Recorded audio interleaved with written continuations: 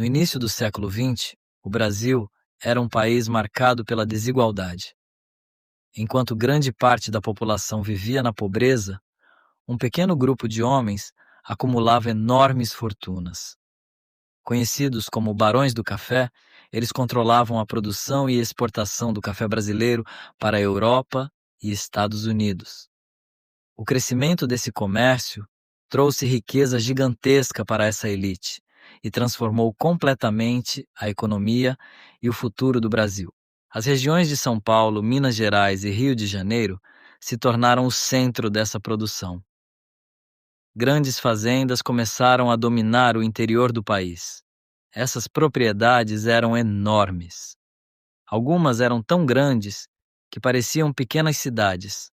Tinham casas principais, depósitos, estradas internas, estábulos e centenas de trabalhadores. Tudo girava em torno do café.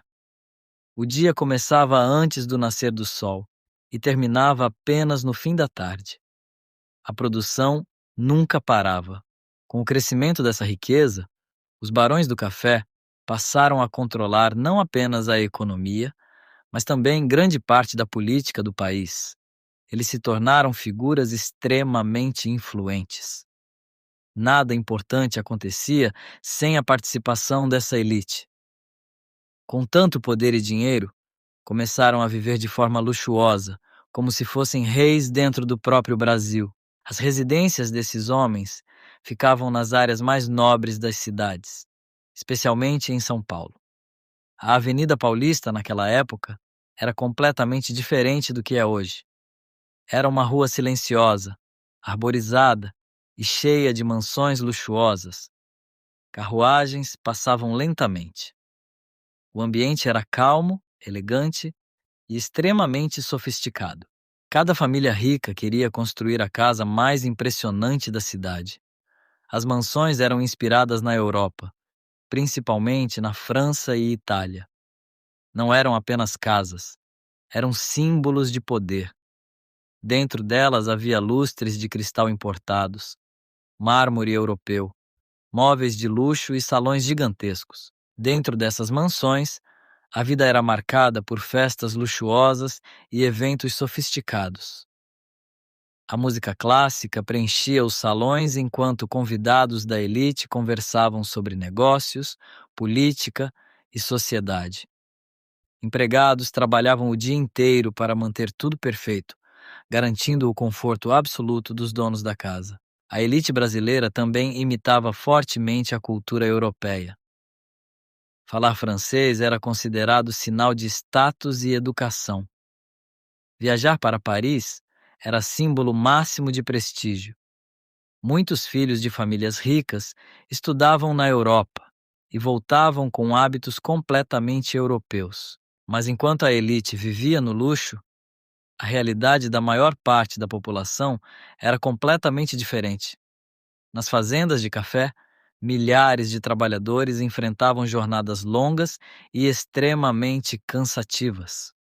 O trabalho era pesado, feito sob sol forte e condições difíceis. Muitos viviam com poucos recursos e quase nenhuma proteção. Mesmo após o fim da escravidão, a desigualdade continuou muito forte no Brasil. Muitas pessoas libertas não conseguiram acesso real a oportunidades e continuaram vivendo em condições precárias. O contraste entre ricos e pobres era enorme. Dois mundos completamente diferentes existiam dentro do mesmo país. Com o passar do tempo, o Brasil começou a mudar. A industrialização cresceu, novas fábricas surgiram e as cidades começaram a se modernizar rapidamente. São Paulo se transformou em um grande centro urbano. As antigas estruturas do café começaram a perder força. Muitas mansões da elite foram demolidas para dar lugar a prédios e avenidas modernas. Hoje, milhões de pessoas passam por esses lugares sem imaginar o passado escondido sob a cidade moderna. Mas a história dos barões do café ainda está presente na formação do Brasil. Ela vive nas ruas, na arquitetura antiga que restou e na memória de um país que mudou completamente. Mesmo com a modernização do Brasil, Muitas famílias tradicionais continuavam tentando manter o antigo estilo de vida luxuoso dos barões do café. Os sobrenomes mais ricos ainda frequentavam clubes exclusivos, festas elegantes e reuniões políticas importantes. Mesmo quando parte da fortuna começou a desaparecer, manter a aparência de riqueza continuava sendo essencial para preservar o prestígio social dessas famílias. Enquanto isso, São Paulo crescia rapidamente. Novos empresários ligados às fábricas, bancos e indústrias começaram a ganhar espaço na economia brasileira. Aos poucos, o domínio absoluto dos antigos barões do café começou a enfraquecer. A cidade ficou mais moderna, movimentada e barulhenta, transformando completamente o cenário elegante e silencioso do passado. As antigas mansões da Avenida Paulista começaram a desaparecer. Muitas foram demolidas para dar espaço aos arranha-céus modernos que passaram a dominar São Paulo. Palacetes que antes simbolizavam riqueza e poder acabaram destruídos durante o avanço da urbanização. Hoje, poucas pessoas imaginam como aquele lugar parecia há mais de 100 anos. Apesar do desaparecimento daquele mundo luxuoso, o impacto dos barões do café ainda permanece presente na história do Brasil.